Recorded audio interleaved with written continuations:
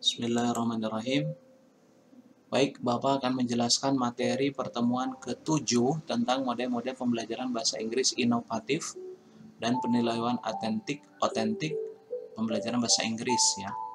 Dan sebagai materi tambahan saja ya. Yang pertama model itu Grammar Translation Method atau GTM ya.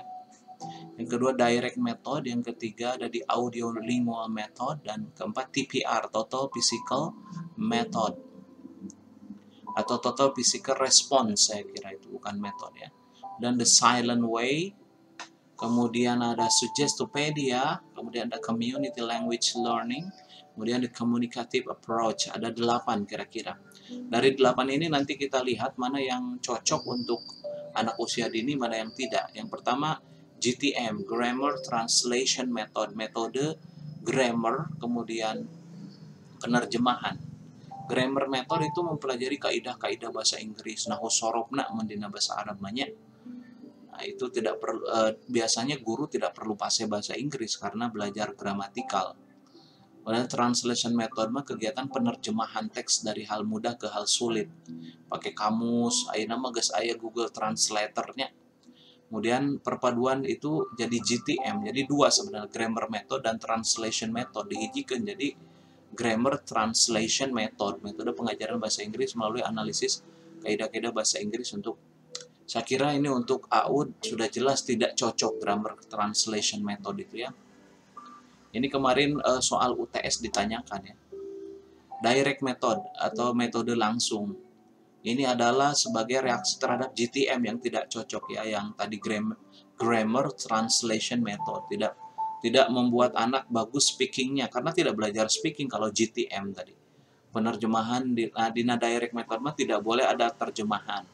Guru menyuruh membaca nyaring sing tarik, lalu mengajukan pertanyaan memakai real object, jadi bendanya real beneran, kebohongan.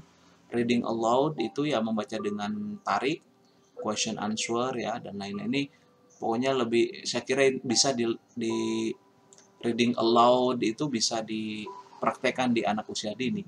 Kemudian audio lingual method, ALM ya.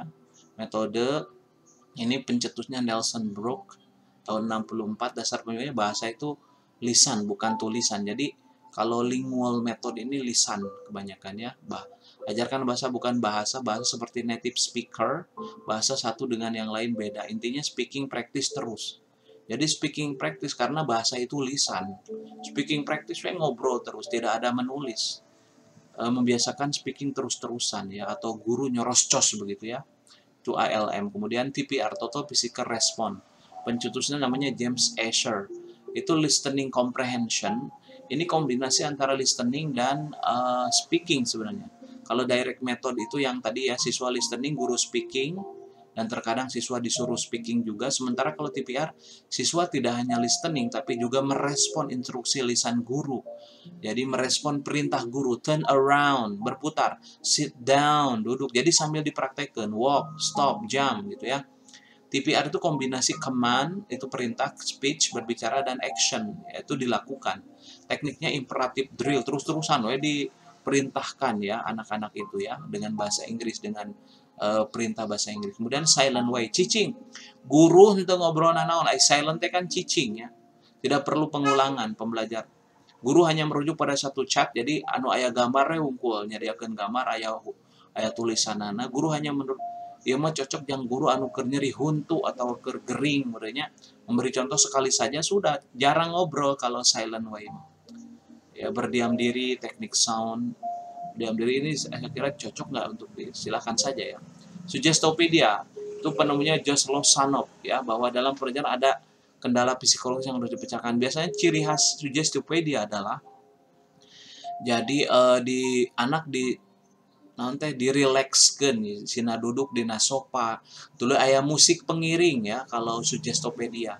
Kemudian belajar pelan-pelan dengan seperti sedang mau relaksasi atau mau di ya relaksasi lah, untuk direlakskan.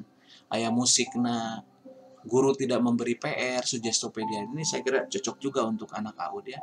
Kemudian community language learning, jadi pembelajaran bahasa tapi di masyarakat ya. seperti di masyarakat. Ada tip recorder di sini yang dibutuhkan, saya kira.